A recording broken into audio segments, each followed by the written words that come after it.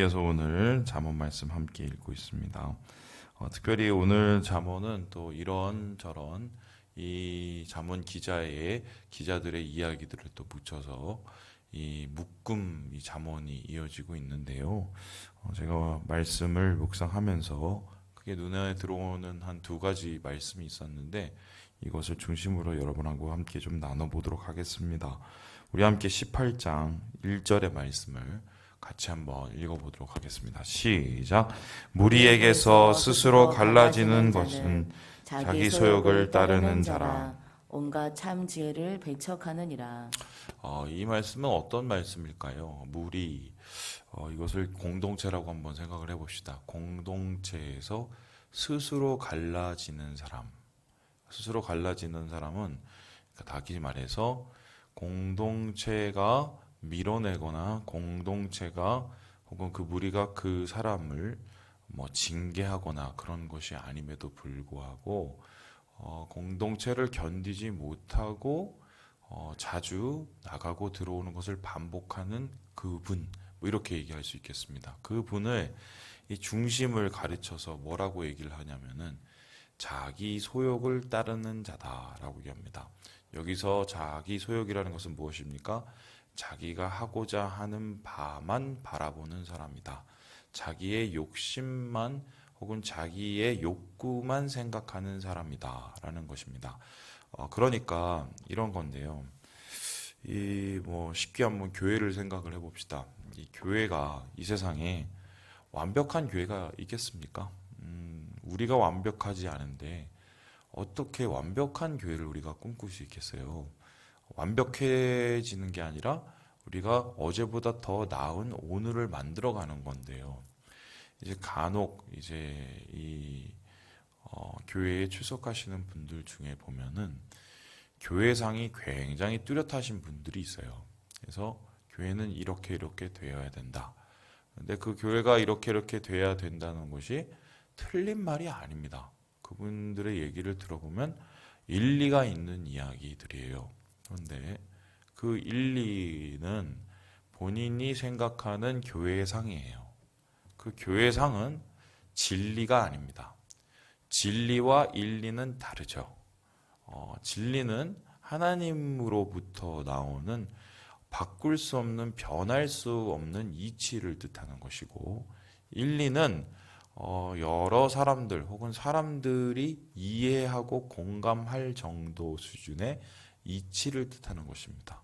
그러니까 일리가 진리가 되기 위해서는 사람의 마음과 중심이 하나님 안에서 거룩하여져야 돼요. 그런데 많은 경우 실수하시는 이유가 일리를 진리처럼 생각을 합니다. 그러니까 자기 의가 공의와 대체되게 되는 건데요. 이러면은 이제 문제가 생기는 게 뭐냐면 나는 옳고 너는 틀리고가 그때부터는 돼버려요. 그러면 하나님이 옳고 하나님이 아닌 것은 틀리고 이거는 말이 됩니다. 그래서 내가 하나님 편에 서기 위해서 진리의 편에 서기 위해서 노력을 하고 따르기 위해서 내가 몸부림을 치고 이거는 얼마든지 우리를 거룩하게 만들고 얼마든지 우리의 삶과 우리의 공동체를 아름답게 만들죠. 그런데 나는 옳고 너는 틀리고가 돼버리면 그 다음엔 뭐가 됩니까? 다 못마땅한 게 돼버립니다. 못마땅한 게. 대표적인 경우가 성경에서 보면은 두 무리가 있는데 일례로 극단적인 이 우쪽에 있는 분들은 바리새인들이었고 극단적인 좌쪽에 있는 분들은 열심당원이었습니다. 이 바리새인들을 한번 보세요. 바리새인들의 결론은 뭐냐면 나는 맞고 너는 틀리다예요. 그 사람들이 일반 서민보다 맞을 확률이 많습니다. 왜냐하면 학식이 있고 그리고 그 사람들이 가지고 있는 뭐가예요? 성경에 대한 지식이 있기 때문에 더 맞는 소리를 할 가능성이 옳아요. 근데 더 맞는 소리를 하고 학식이 있다고 그래서 다 옳은 것은 아닙니다. 학식이 우리 안에 있는 욕심을 제어하지 못할 때가 많기 때문이에요. 제가 누구 뒷담 맡아서 참 죄송한데 우리 학교에 교수님이 한 분 계세요. 은퇴하셨으니까 그분이 그 한국의 이 조직 신학의 거의 거봉 최고의 권위자입니다. 그래서 그분의 시험 방법이 뭐냐면 자기가 쓴 책을 다 외워오라고 그래요. 그래서 그 조직 신학자 중에는 훌륭하신 다른 분도 많아요. 뭐 반틀도 있고 뭐 여러 이런 분들이 있는데 그런 거는 이제 별로 중요하지 않고 자기가 그 쓴 책이 이제 거의 최고의 수준에 해당하니까 니네들은 이것만 외워도 충분하다 이렇게 생각을 해요. 숙제가 뭐냐면은 책을 한 권을 내주고 책을 한 권을 다 쓰는 겁니다. 원고지로. 그러면 총신대 한 학기가 끝나면 어떻게 되냐? 조교들이 이만큼 막 원고지를 들고 그래서 원고지를 이렇게 쌓아놔요. 저는 아직도 궁금한 게 그거를 다 보고 저거를 하실 수 있을까? 예, 채점이 이게 가능할까 싶은데 그래요. 그리고 시험지도 토시 하나 이렇게 체크해갖고 자기가 쓴 책이니까 잘 아시겠죠. 근데 그분이 그렇게 말할 수 있는 이유가 뭐냐면 뭐 학교도 굉장히 워낙 좋은 데를 나오셨고 또 학위도 뭐 거의 전코스를 밟으셨고 그리고 그 소위 말해서 한국 안에서의 이제 근본주의 신학이죠. 그쪽에서는 거의 권위적인 이 위치에 있기 때문에 할 말을 분명히 있었습니다. 그런데 그분을 존경하고 그분을 따르고 그분을 가까이 하는 이 학생들은 소수였어요. 이유가 뭐냐? 인격이 좀 들이대셨어요. 제가 볼 때는. 제가 아직도 기억을 하는데 개인적으로 뭐 어떤 이 상황에서 그분을 잠깐 접촉할 일이 있었었는데 정말 좀 실망이었습니다. 그래서 제가 그때 깨달았어요. 맞는 말을 해도 삶이 아름답지 않을 수도 있다. 이러다가 제가 명예훼손으로 걸릴지 모르겠는데 제가 그때 그걸 했어요. 이런 분들이 학교에 의외로 많습니다. 소위 말해서 그 한국 교회사의 최고봉이라고 할 수 있는 그 교수님도 한 분 계셨는데 그분도 자기가 가르치고 자기가 말하는 거하고는 정반대의 일들을 많이 하셨어요. 왜냐면 이런 거예요. 진리를 가까이 하다 보면 진리에 우리의 마음을 밝혀서 진리로 우리가 하나 되려고 노력을 해야 되는데 사람들은 교만하기 때문에 그 진리를 통해서 자기의 일리를 세우고 그 일리가 마치 진리인 양 살아가게 되죠. 자기 의로. 반대에 해당하는 이 열심당원들도 마찬가지죠. 하나님의 공의는 무엇일까? 가난한 자를 돕고 이 소외받은 힘없는 자들을 보호하는 것이다. 맞는 말이죠. 그러면 우리 사회에서는 어떻게 해야 되느냐? 가난한 자에 반대되는 부자를 해치고 그리고 이 로마 정권에 기생하는 정권들을 무너뜨려야 된다. 이렇게 갔습니다. 열심당원들. 여러분 아시겠지만 가룟 유다도 열심당원의 한 명이라고 생각하게 되지요. 결론적으로 이 두 주장은 극단적으로 다르지만 동일했어요. 왜냐하면은 자기의 의의를 쫓아가는 사람들이죠. 자기의 의의를 쫓아가는 사람들은 공동체를 세우지 않습니다. 제가 이때까지 경험한 바로는 자기 의의가 강하신 분들은 공동체를 파괴시키고 와해시키는 경우가 되게 많아요. 자기가 옳아야 되기 때문이에요. 저는 우리 교회에 와서 배운 게 하나 있어요.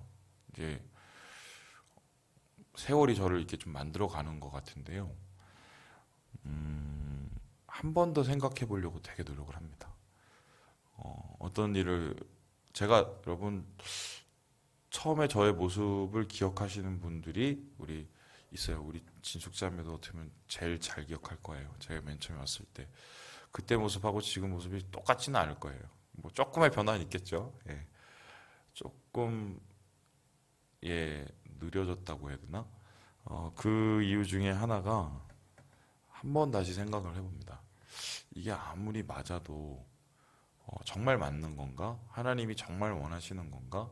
그리고 두 번째, 이게 정말 우리 교회를 세우는 일인가? 아니면 나를 세우는 일인가? 그 고민을 되게 많이 해요. 왜냐하면은 자칫 잘못하면은 나는 맞고 너는 틀리고, 나는 옳고 너는 그르고, 이런 논리가 되어서 나는 사는데 공동체가 죽을 수 있어요. 그거는 하나님이 원하시는 게 아니거든요. 그래서 오늘 이 성경에서는 자기 소욕을 따르는 것은 지혜가 아니라고 말을 합니다. 지혜는 화평을 구합니다. 계속적으로 제가 말씀드리지만 지혜로움은 가정과 공동체 가운데 화평을 구해요. 그 화평이라는 것은 대충 너도 좋고 나도 좋고 누이도 좋고 매부도 좋은 타협이 아닙니다. 하나님께서 원하시는 모습으로 나의 모습을 만들어가고 그 모습으로 공동체를 온전히 세워가려는 그러한 이 노력이에요. 그래서 오늘 2절에는 이렇게 이야기를 하고 있습니다. 2절의 말씀을 같이 한번 읽어봅니다. 시작. 미련한 자는 명철을 기뻐하지 아니하고 자기의 의사를 드러내기만 기뻐하느니라. 무슨 말씀인지 알겠죠? 예. 생각나는 게 하나가 있었는데 얘기하면 안 될 것 같아서 한 번 더 생각하잖아요. 예. 그래서 내 의사를 드러내고 얘기하는 거가 그게 속이 시원할지 모르겠지만 하나님의 마음을 시원하게 해드리는 게 더 중요하겠죠. 그래서 진정한 지혜로움과 공동체의 관계를 오늘 말씀 속에서 다시 한번 찾게 되었습니다. 두 번째 제가 오늘 말씀을 읽으면서 느꼈던 것 중에 하나가 뭐였냐면요. 우리 함께 우리 11절의 말씀을 같이 한번 읽어보도록 하겠습니다. 11절의 말씀입니다. 시작. 부자의 재물은 그의 견고한 성이라. 그가 높은 성벽같이 여기느니라. 이 말만 보고 나면 그래, 사람이 좀 돈이 있어야지 말이야. 돈이 있어야 좀 사람이 떳떳하고 말이야. 돈이 있어야 사람이 좀 이렇게 힘이 있고 말이야. 이런 생각을 하게 됩니다. 비빌 언덕과 같죠. 그래서 예전에 제가 아는 친구가 있는데요. 대학교 친구예요. 그 친구가 동두천에 살았던 걸로 알고 있는데 벌써 한 30년 돼가죠. 근데 그 친구가 어느 날 이제 뭐 이렇게 저렇게 얘기를 하다가 자기 이제 주머니를 에서 지갑을 하나 이렇게 지갑을 꺼내는 거예요. 그래서 뭐 어떻게 하다가 뭐 이게 농담 삼아 얘기를 하는데 자기 지갑에 돈이 항상 있대요. 그래서 그 돈이 뭐냐 했더니 딱 꺼내 보여주는데 10만 원짜리가 이게 꼬깃꼬깃 이렇게 해서 깊이 이렇게 들어가 있는 겁니다. 그래서 그 당시만 해도 10만 원짜리는 요즘도 그렇지만 보기가 힘든 돈이었거든요. 그때는 5만 원도 없었어요. 5만 원권이 아예 없었거든요. 그래서 제가 야, 오늘 돈 많다 그랬더니 그게 아니라 부모님이 남자는 최소한 10만 원은 갖고 다녀야 된다고. 그래서 이 지갑에다가 돈을 이제 10만 원을 넣어주고 이건 급할 때 쓰라고 이렇게 하셨나 봐요. 옛날에 그런 분들 많았잖아요.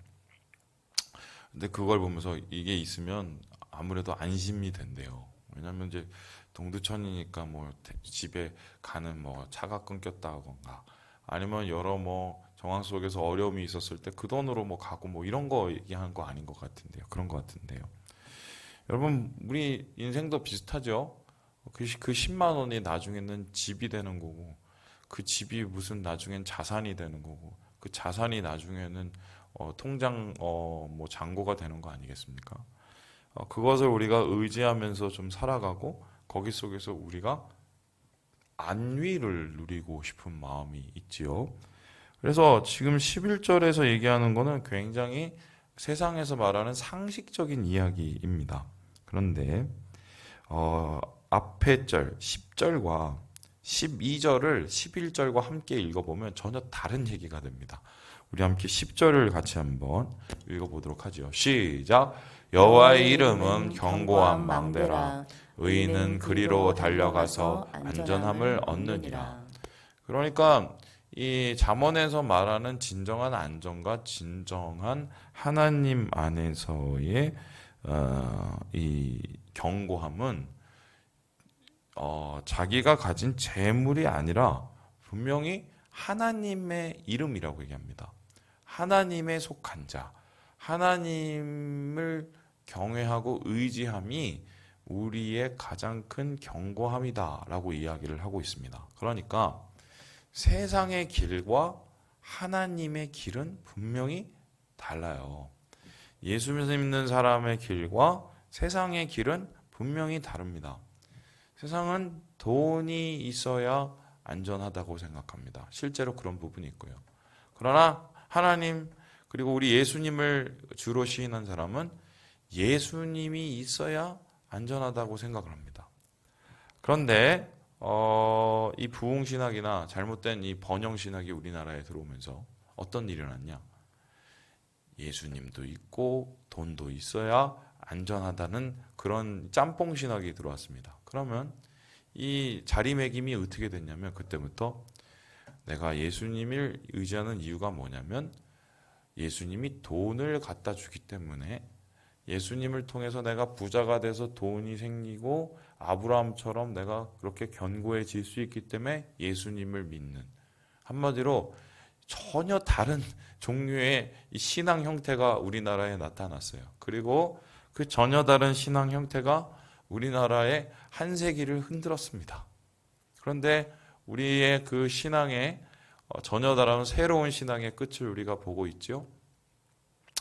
정말 우리가 예전보다 잘 살고 예전보다 우리가 어느 정도의 그런 안전함을 누리고 있다고 생각을 하는데 오히려 더 우울해지고 오히려 더 어려워지고 오히려 더 근심 가운데 있는 분들이 우리 사회에 훨씬 더 많아졌습니다. 그렇죠? 그 이유가 뭘까? 결국은 그래요. 신앙은 뭐냐면은 하나님이 마지막까지 우리에게 질문을 하는 겁니다. 네가 정말 의지하는 게 뭐니? 하나님이요. 그거를 하나님이 계속해서 질문하는 겁니다. 대표적인 사람이 누굽니까? 욥이죠. 욥을 하나님이 왜 괴롭혔습니까? 욥이 나쁜 사람이었습니까? 아니죠. 의인 중에 의인, 동방의 의인. 욥이 무슨 죄를 졌습니까? 죄를 진 게 있으면 바로 달려가서 하나님 앞에 사죄하고 화목제를 드렸던 사람이 바로 욥입니다. 욥은 어떻게 보면 희생양이에요. 무엇을 위한 희생양? 우리를 위한 희생양. 왜요? 우리에게 진짜 믿음이 무엇인지를 가르치기 위한 교본이 바로 욥이거든요. 사단이 계속 욥을 정죄하고 욥을 참소했던 이유가 뭡니까? 저게 지금 겉으로는 저렇게 하는데 파보면 분명히 아닐 거예요. 겉으로는 하나님을 뭐 경외하고 사랑하고 뭐 그런다고 얘기하는데 아니에요. 저거 하나씩 다 드러내 보세요. 그 끝에는 분명히 저 인간은 하나님 별로 경외 안 하는 그런 인간일 겁니다. 라고 욥이 그렇게 참소를 하죠. 하나님께서 그래서 이 사단과 한마디로 욥을 통하여서 전쟁을 하잖아요. 믿음의 전쟁. 그 믿음의 전쟁의 끝이 어떻게 됐습니까? 물론 욥은 자기의 입으로 참 뭐 자기가 태어난 날을 저주하기도 하고 그 괴로움을 참지 못하고 어려워하긴 했지만 그래도 마지막에 흔들림을 극복하고 다시 하나님 여호와 신앙을 회복을 했죠. 결국 그 질문을 우리의 삶 속에서 계속적으로 물으시는 그 질문에 대답을 해가는 거죠. 믿음이란 그런 거예요. 너는 진짜 누구를 의지하니? 돈이니? 아니면은 네 옆에 사람이니? 네 형제니? 아니면 너의 친구니? 아니면 너의 무슨 뭐 직장이니? 아니면 네가 가지고 있는 배우자니? 아니면은 너의 마음속에 있는 어떤 아무도 모르는 그 무엇인가니? 계속해서 우리에게 질문을 하는 겁니다. 그 질문에 우리가 이렇게 대답을 하는 거죠. 여호와의 이름으로 달려가서 안전함을 얻습니다.